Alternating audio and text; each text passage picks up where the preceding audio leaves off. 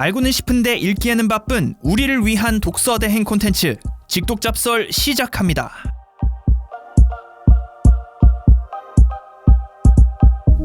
자, 직독잡설 2부로 돌아왔습니다. 자, 저희 1부에선 간단히 저희를 찾아오신 소중한 게스트인 SBS 박세원 기자와 얘기를 나눠봤고요.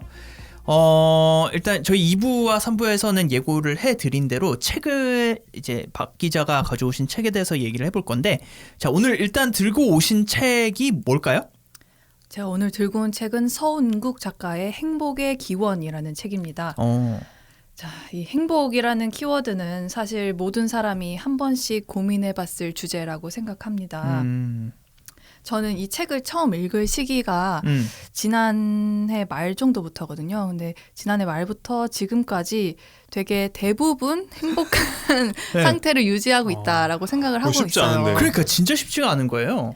근데 저도 이제 매번 그랬던 건 아닌데 뭔가 꼭 우울에 빠지는 시기도 있고 우울에 빠지면서 이런 책에 손이 가는 시기도 있고 한데 뭔가 작년 말부터 퇴근하고 집에 이렇게 누워 있으면 참 행복하다 이런 생각이 드는 거예요. 아, 진짜요?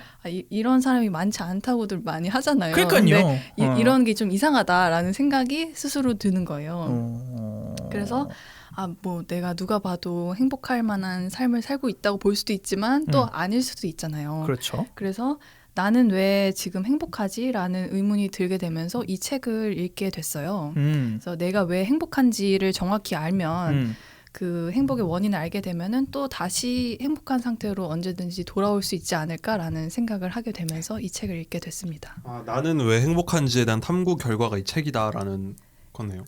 탐구를 하면서 이 책을 읽었다. 뭐 이런 겁니다. 이직에 성공해서 그런 거 아니야? 이거 이직할 시기가 아닙니다. 아, 그래요? 네네. 뭘까? 궁금한데요. 이게 사실은 이런 책 읽는 건 보통 왜 이렇게 나는 인생이 불행한가를 생각하다가 보통 읽게 되는 책이잖아요.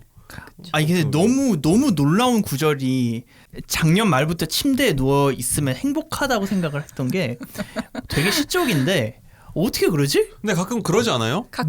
누워 나 행복하다라고 생각한 적이 얼마나 돼요? 저는 그래도 좀 점수를 매기면 네. 행복한 편에 가까웠기도 하고. 최근? 그냥 항상 그랬던 것 같아요. 저는 별로 봐봐요. 네.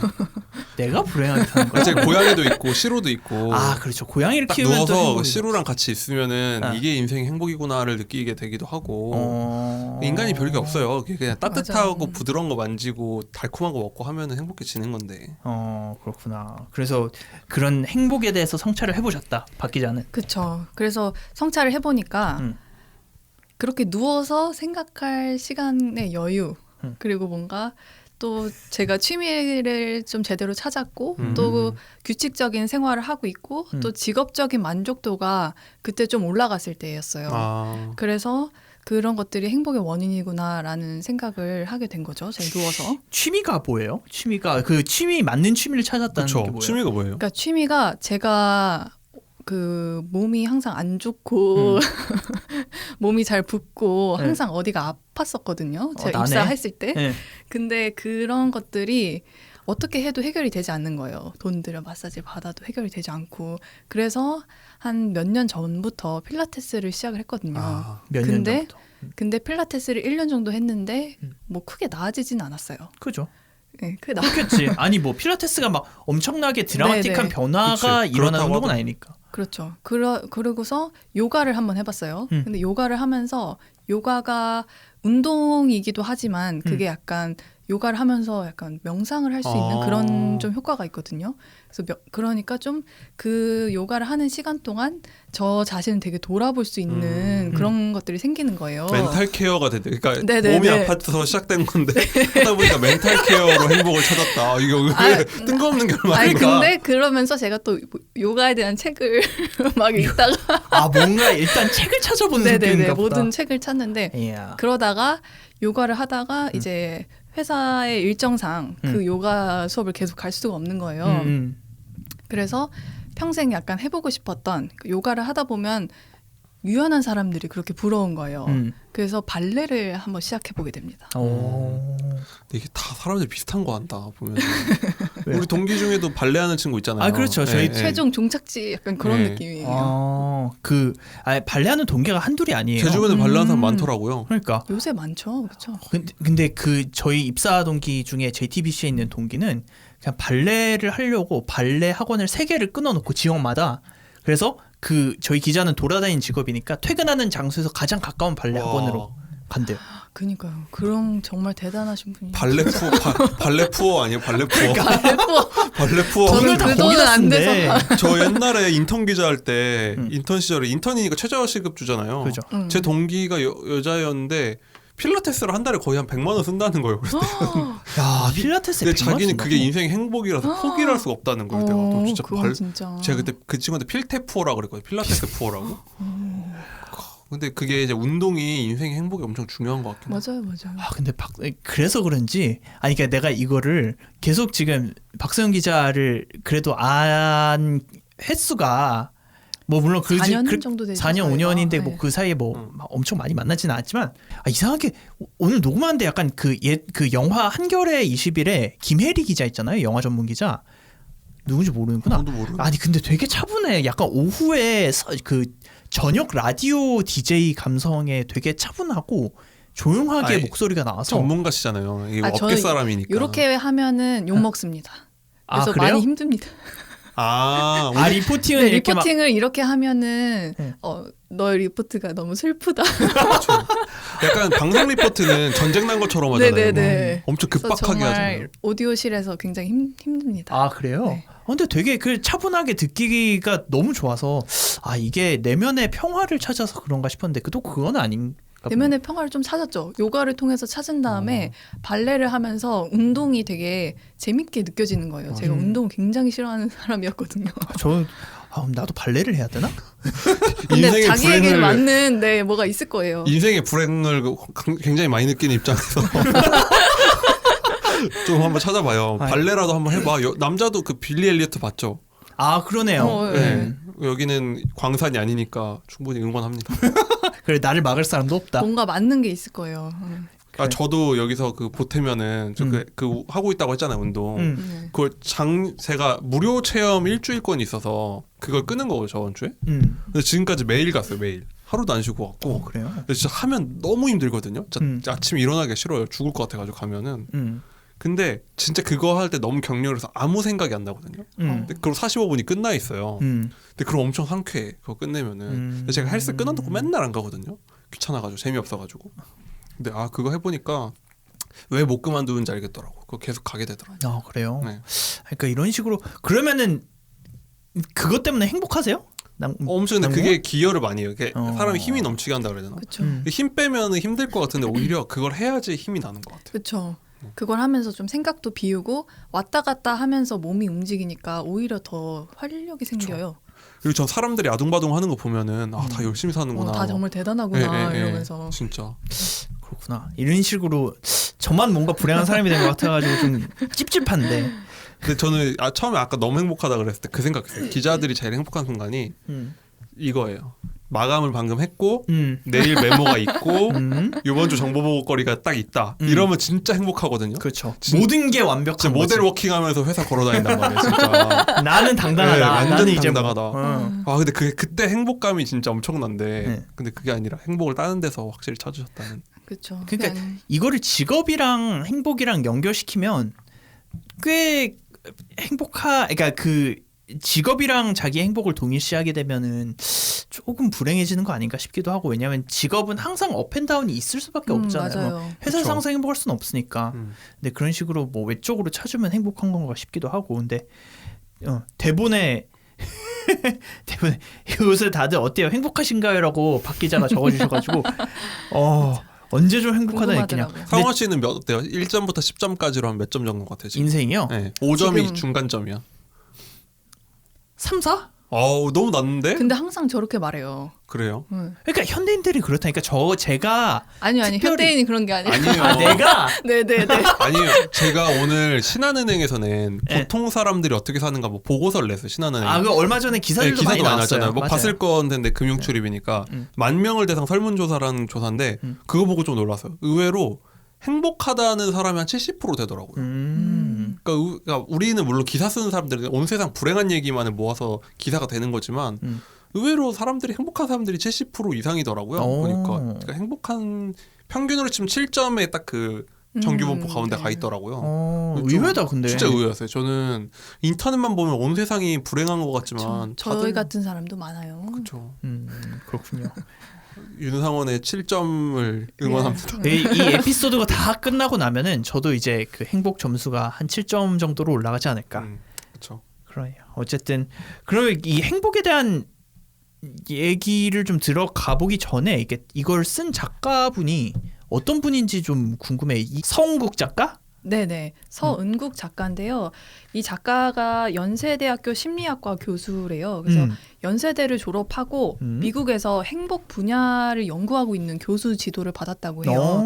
그래서 알아보니까 행복 분야를 연구하는 미국 교수가 이때는 거의 이분밖에 없었나 봐요. 아 그래요? 개척하신 분이네 그거를. 좀 개척하셨다고 서은국 교수가 말하는 유튜브 영상을 봤어요. 아 어필하고 다니는 거예요? 본인의 주장에 따르면. 본인의 주장에 따르면 셀프 어필 중요한 거지. 네. 맞아요.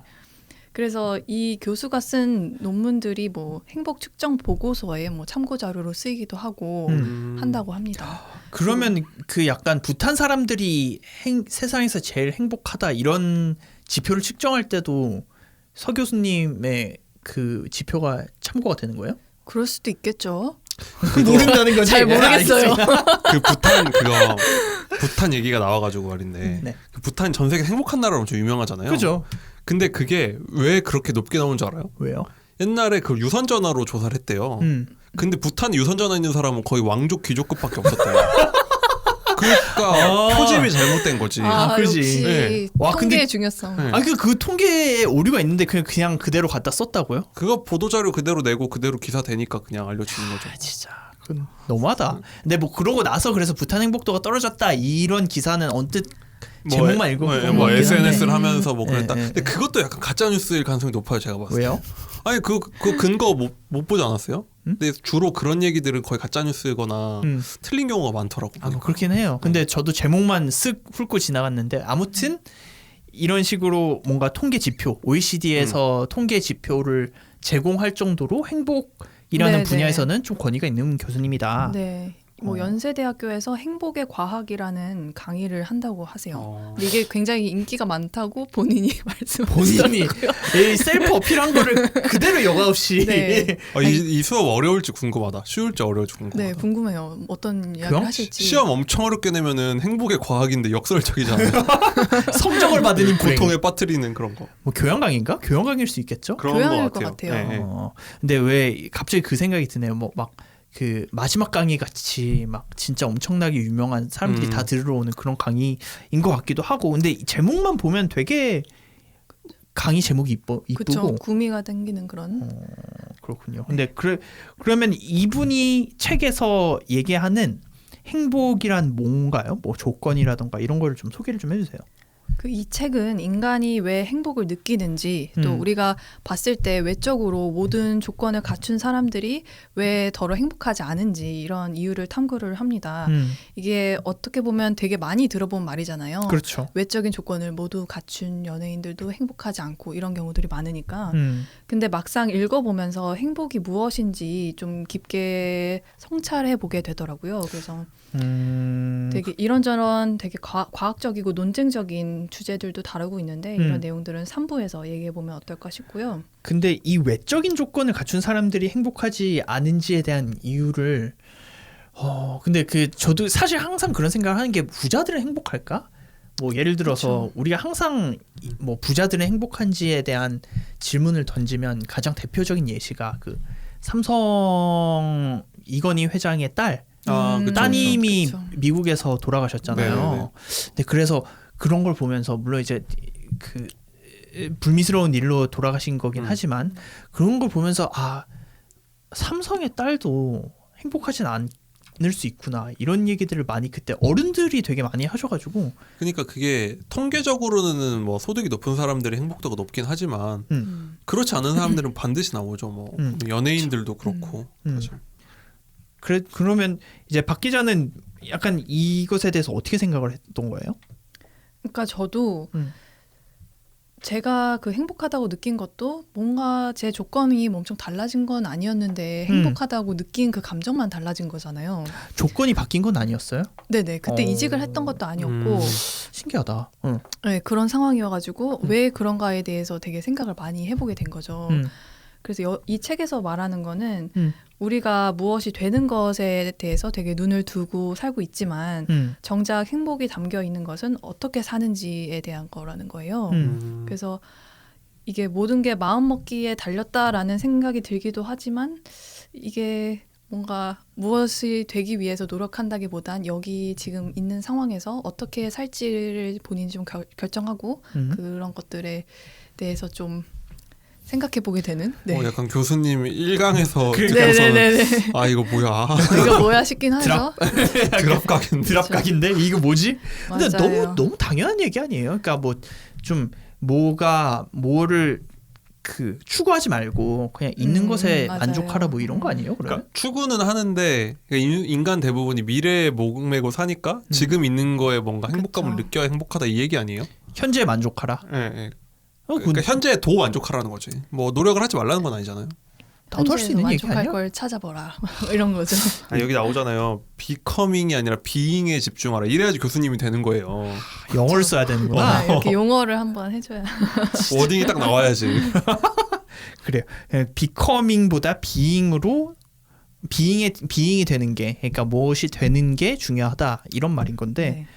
설마 이걸로 행복학자가 되신 건 아니겠죠? 그렇죠. 그래서 좀 더 재밌는 지점들이 나오게 돼요. 그래서 이 지점이 좀 재밌는 지점들이 시작되는 부분부터 좀 더 재밌어지는데 뭐랄까 그 이 작가는 행복의 원인의 반 이상, 그러니까 50% 이상이 유전적인 특성이라고 분석을 합니다. 그 중에서도 외향성이라는 성격 특질이 행복의 원인이라고 하는데 네. 이게 뭔가 행복 학계의 정설인가 봐요. 진짜요? 외향적인 게 행복한 외향적인 게 행복한 두 개 다 거다. 충격적이에요. 절반이 유전 그니까요. 덕분이고 그 중에서도 외향이 더 행복하다. 그래서 웃긴 게 이 그 서은국 교수님이 연대에서 강의를 할 때 너희들이 이 강의를 들어도 더 행복해지지는 않을 거다라고 말씀을 하신대요. 뭐야? 그래서 되게... 더 궁금해서 듣는다는 거죠. 아니, 팔자다 이거죠. 그렇죠. 팔자다. 본인이 가진 유전적 특성이 있어서 내가 행복해질 수 있는 그게 좀 정해져 있나 봐요. 그리고 그게 외형적이라는 성격의 특질이 원인이다. 네네네. 외향적이다. 뭐 외향적인 사람이 더 행복하다 이런 거예요. 근데 저는 내향적인 사람이라고 생각했단 말이죠. 그래서 이 부분을 읽으면서 뭐지? MBTI 나는 뭐예요? 아닌가? 이렇게 생각. 근데 E예요. 뭐야? 외향적인데. E인데 제가 항상 혼자 집에 있을 때 아니면 뭐 혼자 놀 때 이럴 때 제일 행복하다고 생각을 했단 말이죠. 그러면 또 I네. 그러면 또 I잖아요. 그래서 I와 E의 그런 중간에 있는 사람인 거예요. 그럴 수 있죠. ENTP 아니에요 혹시? ENFJ인가? ENFJ. 근데 전 진짜 스스로 내향적이라고 생각을 하면서 살거든요. 아닌 것 같은데요? 당신이? 아니, 저도 집에 있으면 더 편하고 사람 만나면 피곤하고 그러다 생각했는데 네. 근데 계속 저 테스트하면 2가 나오더라고요. 그래서 그러니까 그게 뭐 이렇게 밖에 나가면 집 밖을 좋아하고 집 안에 있는 걸 답답해하고 이런 것을 벗어나서 근데 MBTI가 저희가 대부분 하는 게 과학적으로 만든 게 아니라 그냥 인터넷으로 하잖아요. 그렇죠. MBTI 테스트를. 근데 그게 뭐 예를 들어서 자기가 주목을 받고 싶은지 그다음에 새로운 경험을 더 중시하는지 아니면 익숙한 것을 더 중시하는지에 따라서 E랑 I가 나눠진다고 해요. 그리고 그 I 중에서도 뭐 어떤 다른 종류의 아이들이 있고 E도 사실 밖에 나가는 거는 싫어하는데 그러니까 사람 만나는 건 싫어하는데 아까 말씀드린 것처럼 뭐 이렇게 새로운 경험 뭔가 새로운 이벤트가 반복되는 쳇바퀴처럼 굴러가는 게 싫고 좀 새로운 경험을 하는 걸 좋아하는 성격도 있기 때문에 그게 그렇게 나타나는 거다라고 얘기를 하더라고요. 어디 찾아보셨나 봐요 또. 네. 제가 왜냐하면 I세요? 저는 I입니다. 저는 근데 저도 따지자면 I이긴 하지만 새로운 경험을 좋아하고 제가 반복되는 일상을 되게 싫어하고 그래서 기자가 된 것도 있어요. 그러니까 반복되고 맨날 막 공무원처럼 출근하기 싫어하는데 사람 만나는 거는 좀 힘들고 뭐 전화공포증 같은 것도 있고 전화하는 것도 망설여지고 사람 만나는 것도 되게 에너지를 많이 쓰이는데 그렇다고 매일 쳇바퀴처럼 일상이 돌아가는 거 싫어 실은? 누가 그러던데 저 인터넷에서 본 건데 내양 외양을 가르는 건 와서 떠드는 사람을 다 외양성이라고 생각하는데 그게 아니라 그 자리에서 자주 오는 사람들이 외양인 거고, 그러니까 왜 와서 조용히 있는 친구들도 있잖아요 항상. 근데 네. 모임은 항상 나오는 친구들 있잖아요. 그 친구들이 오히려 외향이라는 거예요. 그게 저예요. 네, 그러니까 절대 빠지지 않아요. 모임은 필참인데 주로 떠들진 않지만 필참인 사람은 외향이고, 근데 와서는 텐션 막 올려주는데 자주 안 나오는 친구들이 의외로 내향적인 거다. 왜냐면 나오면 힘드니까. 그렇다고 하더라고. 그럼 그러게요. 그러니까 다들 MBTI를 이렇게 우리 사회가 맹신을 하지만 이런 맹점도 있다. 네, 적극적으로 비판해야 됩니다. 그러니까요. 어쨌든 이런 외향적인 성격이 행복의 조건이다라고 교수님이 말씀을 하시는 건데, 그러게요. 근데 이게 잘 어쨌든 좀 동의는 안 되는데 일단 이렇게 말씀하셨으니까. 네, 저도 동의는 안 되는데 일단 말씀하셨으니까 계속 읽어봤는데요. 일단 학계에서 그렇다니까. 그래 뭐 박사학위 받는. 근데 행복학계에 사람이 몇 명 없다면서요. 본인 많지 않은 것 같긴 해요. 그러네. 학계의 정설이라는 게 성립이 안 되는 거 아니에요? 자기가 말하면 학계의 정설이지. 어쨌든 뭐라고 하십니까? 그래서 좀 더 구체적으로 말씀을 해주세요. 두 가지인데 음. 행복한 사람들이 더 월등하게 외향적이고 정서적인 안정성이 높았다. 그리고 또 두 번째는 행복 지수 상위 그룹의 사회적인 관계의 빈도와 또 만족감이 월등하게 높았다는 거예요.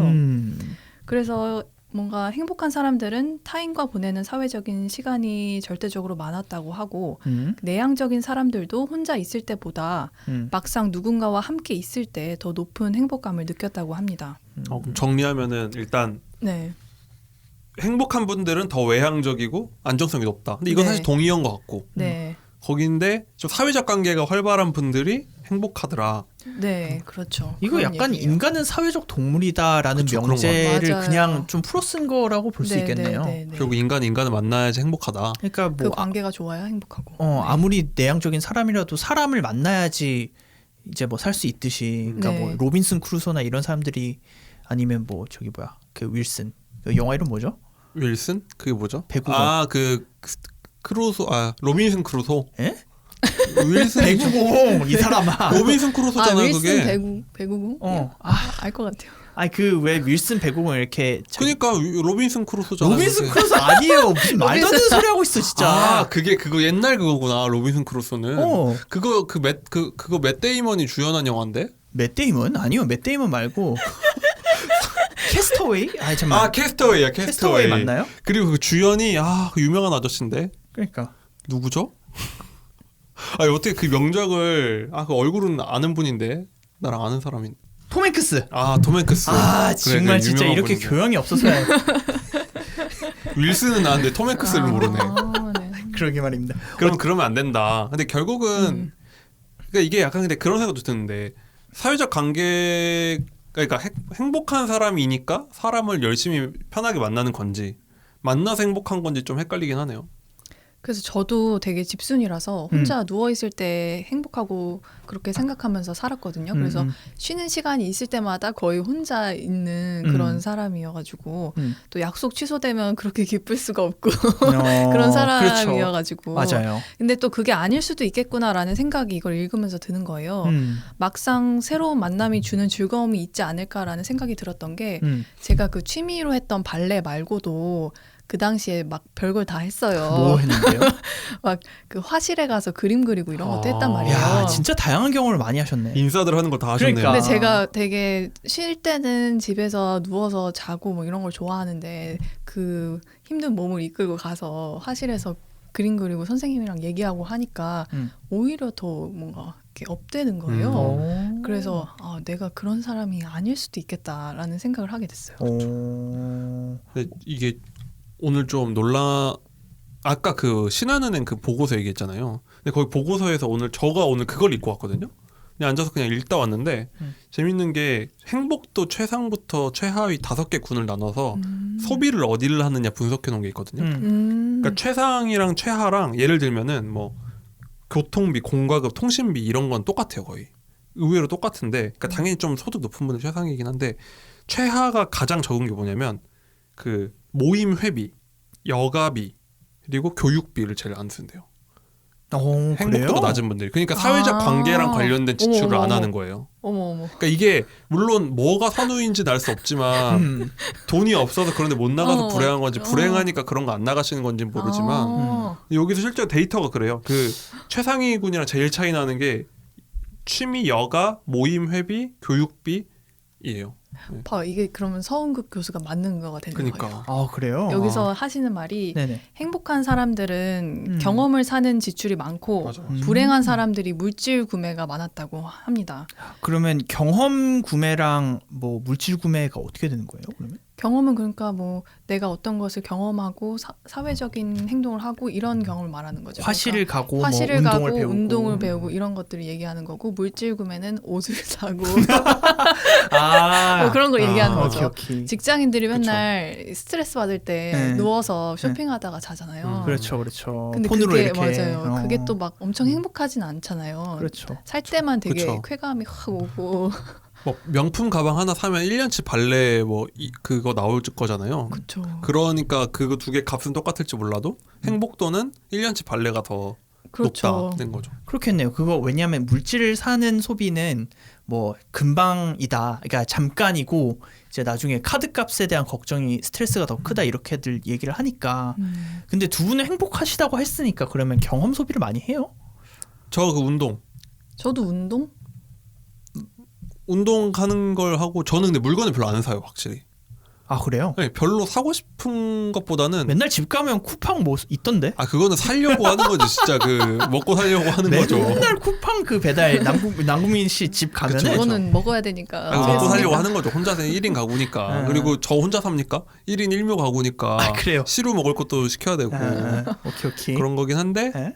근데 제가 요즘에 했던 그 소비 중에 제일 행복도 높여준 건 확실히 그 운동을 긁은 거였어요. 그런 거 봤을 때는 여행도 엄청 기억납죠. 저 그때 옛날에 보라카이 일주일 갔다 와서 한 300만 원, 200만 원 정도 들였거든요. 근데 그게 지금 몇 년째 계속 보라카이 갔던 생각을 난 걸 보면 맨날 그 소재로 썰 풀고 그래서 제가 맨날 그 얼마나 뽕을 뽑았어요. 며칠 갔다 온 걸 텐데 진짜 거의 4일 갔다 왔는데 네. 거의 한 4년을 그걸로 썰 풀었어요. 제가 호주 갔다 온 걸로 몇 년을 오래 먹습니까 지금 9일 갔다 온 거 가지고. 그러니까 그런 식으로 경험 소비를 하는 게 그쵸. 효능감도 더 갈 수 네. 있고. 그런 것 같아요. 상원 씨는 뭐 소비예요? 저요? 저는 소비를 일단 안 하고 경험 소비도 안 하고 물질 소비도 안 하는 거 아니에요? 아니 둘다 안 경험 하세요? 소비는 전 근데 의외로 하는 편이에요. 어디다 가고 계세요? 저 친구들이랑 밥 먹을 때 아. 외식비도 되게 많이 나오고 제가 뭐 대학교 동기들이랑 또 자주 만나고 지금 외식비는 외식비 제외하는 거 경험 소비라고 아니었어요 하면 저희가? 외식을 경험을 하는 거지. 제가 그 레스토랑 가서 음식을 경험하는 거니까요. 저 외식은 다들 경험하죠. 뭐 개하는 것도 뭐 이렇게 모임을 많이 하는 건 뭐, 모임하는 모임도 근데 약간 내가 먹으려고 하는 지출이랑 다르긴 하죠. 모임비는 따로 있는 거예요. 그죠. 회식비? 근데 뭐 그런 거 치자면 근데 그러게요. 이렇게 막 경험을 하는 소비가 생각보다 그렇게 많지는 않은 것 같긴 해요. 부장한테 말씀드려야겠다. 상원이가 회식 엄청 하고 싶어 한다고.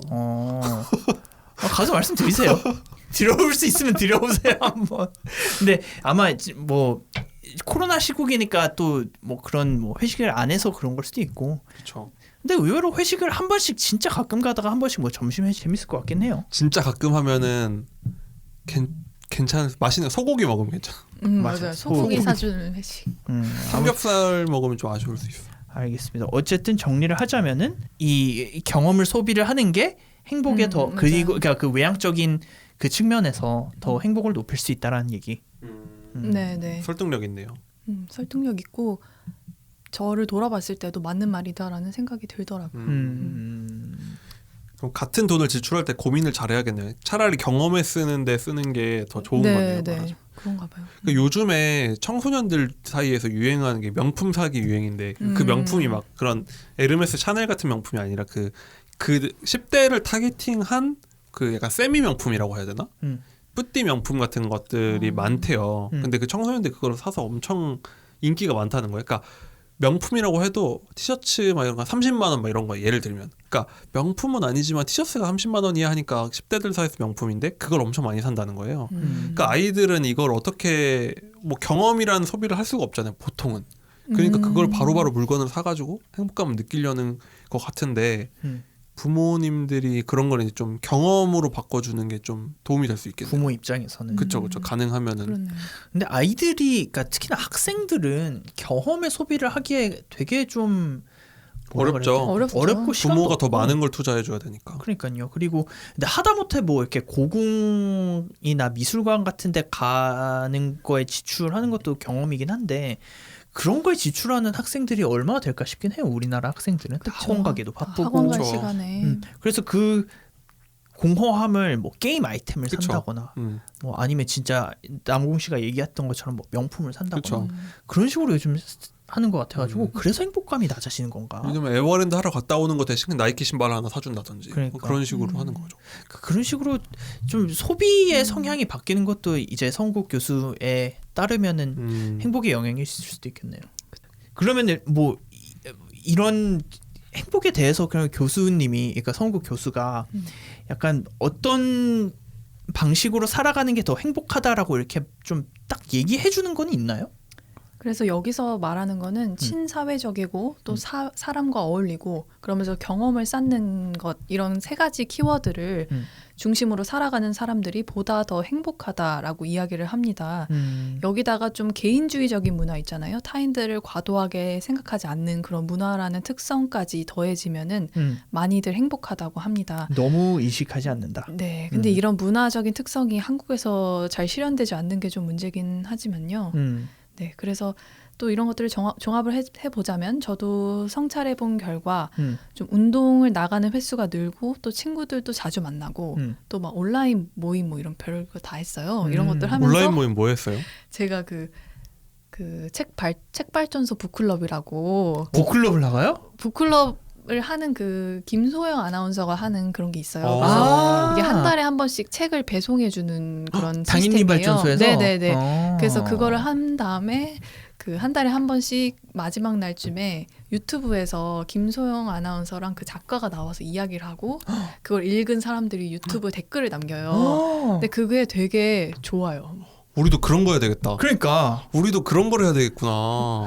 여기에서 이제 다음 네. 컨텐츠 모델을 이 온라인 모임을 여기서 하면 되는 거잖아요. 그렇죠. 저 온라인 모임처럼 하는데 그걸 다 책을 읽은 사람들이 오니까 그 이야기하는 퀄리티 자체가 다르고 그렇죠. 질문의 그 수준도 다르고 그 한국인이면 작가분도 나오시니까 이게 되게 뒷이야기 듣는 것 같고 되게 쏠쏠하더라고요. 우리도 이거 북클럽으로 키워볼까요? 아, 좋죠. 저희가 안 그래도 계속 소규모 개편을 하고 있잖아요. 네. 근데 이거를 어떻게 발전시키면 그러니까. 좋을까라고 생각을 했는데 되게 좋은 아이디어를 주신 것 같아서 괜찮은 것 같아요. 아무튼 이제 좀 돌아가 보면 어쨌든 그런 식으로 좀 온라인 모임도 하고 네, 운동도 네, 나가고 네. 하면서 좀 더 행복해진 게 아닐까라는 맞아요. 생각이 들으셨다. 네네. 그렇구나. 근데 이게 참 아까 저는 이제 박 기자가 얘기를 했던 것 중에 우리나라 문화적 특성에서 잘 실현되지 않는 게 이런 타인을 과도하게 의식하는 그런 그쵸, 문화. 맞아요. 근데 이렇게 타인을 과도하게 의식하는 문화가 좀 그 행복한 그 사람의 행복을 느끼는 거에 좀 장애물이 되는 이유가 뭘까요? 계속 비교를 하게 되잖아요. 그리고 우리가 생각하지 말아야 하는 외적인 특성까지 계속 비교를 하게 되니까 누가 더 행복하느냐를 계속 따지고 재게될 수도 있는 것 같아요. 이렇게 생각을 하게 되면은. 그러니까 우리나라는 항상 옆집 그 저기 철이는 뭘 하고 있다더라 아니면 그렇죠. 엄마 친구 아들은 뭐 어느 좋은 대학을 갔다더라 끊임없는 비교 사회가 되니까 그리고 이상하게 그러게요. 왜 우리나라는 외국에 비해서는 되게 비교를 하는 문화가 발달을 한 게 뭐 온라인 상에서도 비교를 하고 뭐 그 남들 의식을 많이 하고 비교하기가 편하게 돼 있잖아요. 사회 구조가. 그죠. 왜냐면은 그냥 서울에서 사람 만나면 어디 사세요? 하면은 그렇죠. 딱 말하는 순간 머릿속에서 그 사람의 구를 딱 알면은 딱 위치가 나오죠. 그리고 그 사람 아파트는 왜냐면은 미국은 주택이니까 이런 주택 저런 주택 사는데 우리는 아파트니까 몇 층 몇 평 어디 하면 딱 각이 나오잖아요. 각이 나오죠. 그리고 재산이. 그것만 그런 게 아니죠. 대학도 딱 얘기하면 각 나오죠. 맞아요. 미국에서 예를 들면 UC 버클 예를 들면 UC랑 뭐 어디랑 이게 정확히 정량 비교가 안 되잖아요. 근데 한국은 맞아요.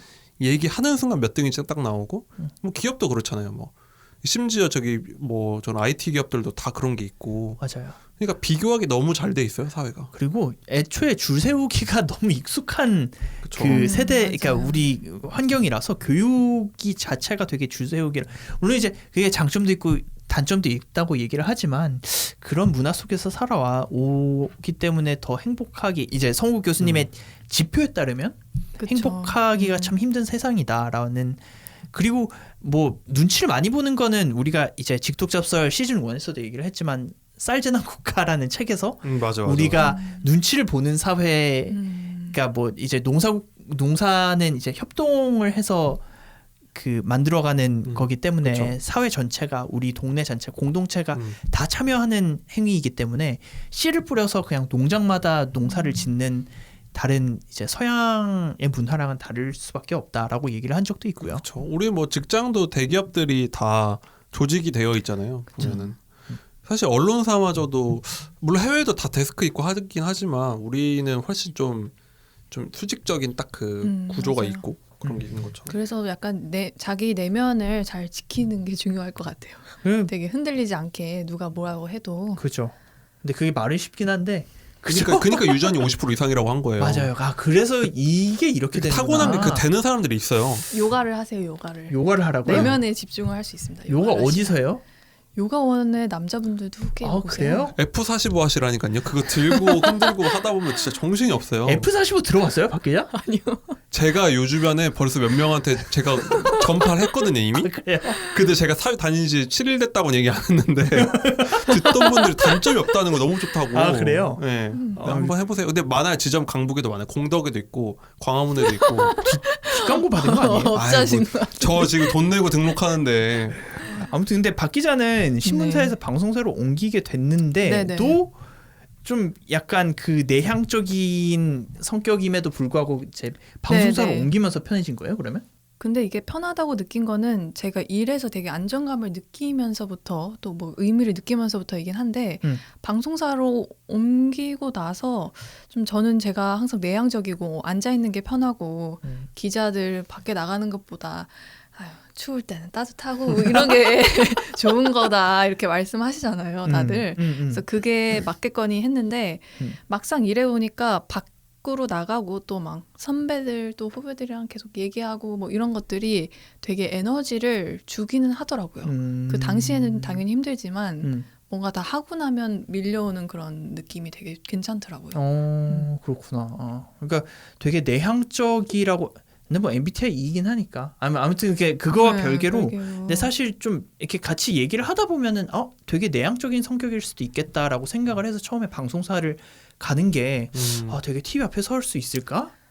그쵸. 세원이가 저도 약간 그렇게 생각했어요. 지금 듣는 분들 세원 씨 목소리를 들으면서 엄청 내성적이실 것 같은데라는 생각을 하실 것 같은데. 맞아요. 제가 면접 볼 때도 되게 차분한데 방송 괜찮겠냐고 하셨었어요. 그래요? 그래서 뭐라고 답했나요? 뭐 차분해 보이지만 이러면서 전형적인 면접 답변을 했죠. 근데 막상 사석에서 이렇게 밥을 먹을 때는 이런 목소리도 아니긴 한데 근데 더 차분해진 것 같은 느낌이긴 해요. 내면의 평화를 찾아서 그런가? 내면의 평화를 찾은 것 같아요. 상훈 씨도 목소리 들으면 뭐 내성적인 것 같진 않아요. 맞아요. 이거 직독잡설 처음 시작하실 때 굉장히 외향적인 것처럼 그러니까요. 느껴지거든요. 내가 얼마나 그 사회적 페르소나를 잘 갈아 끼우는지 그러니까요. 여러분들이. 그래서 불행한가 봐. 그렇구나. 그래서 남들의 눈치를 보고 보느라 사회적 연상원에 복무하느라. 그렇군요. 아무튼 알겠습니다. 되게 재밌네요. 근데 와, 행복에 대해서 이 정도로까지 얘기를 해본 적이 없긴 한데. 그쵸, 없죠. 그러니까. 특히 현대인들이 근데 참 행복에 대해서 얘기를 하는 게 좀 질린 감이 없지 않아 있다고 생각을 했어요. 처음에 이 책을 보면서. 그러니까 워낙 현대인이 불행하다라는 얘기를 하면서 행복에 대해서 많이 얘기를 하니까. 근데 또 이런 시각으로 보니까 그래요. 그러니까 좀 놓치고 있는 부분이 좀 있을 수 있겠다. 그리고 좀 유전자에 의해서 결정이 된다라는 신선한 시각도 얻어가는 것 같고. 절반은 팔자다. 그러니까. 알겠습니다. 일단 시간을 대충 여기에서 마무리해야 될 것 같고 저희 3부에서는 어떤 얘기를 대충 할 건가요? 박 기자? 저희가 이제 행복의 조건에 대해서 계속 얘기를 해봤는데 3부에서는 이 행복 학계라는 게 있다고 하지 않습니까? 이 네. 행복 학계에 좀 논쟁적인 지점들이 있나 봐요. 그래서 그런 지점들을 좀 짚어보면서 우리 어떻게 생각하는지 한번 이야기를 나눠보겠습니다. 교수님이 혼자 만드시는 거 아니야? 학교에 나 혼자 이런 논쟁을 만들어야지. 서훈 교수님한테 메일 오겠어요. 이놈들하고. 아니요, 제가 그래서 한번 여러 번 체크해봤어요. 이게 JTBC 차이나는 클래스에 나오셔서 계속 그래요? 같은 말 하시더라고요. 교수님들만 할 수 있는 거예요. 원툴. 그러니까 교수님 이거 듣고 계시다면 저희 연락 주세요. 나와 주십시오. 게스트로. 네, 반론권 보장 차원에서. 맞아요, 맞아요. 알겠습니다. 자, 그러면 저희는 여기에서 이쯤 마무리를 하도록 하고 다음 주에 또 3부에서 찾아뵙도록 하겠습니다. 자, 다음 주에 뵙겠습니다. 다음 주에 봐요.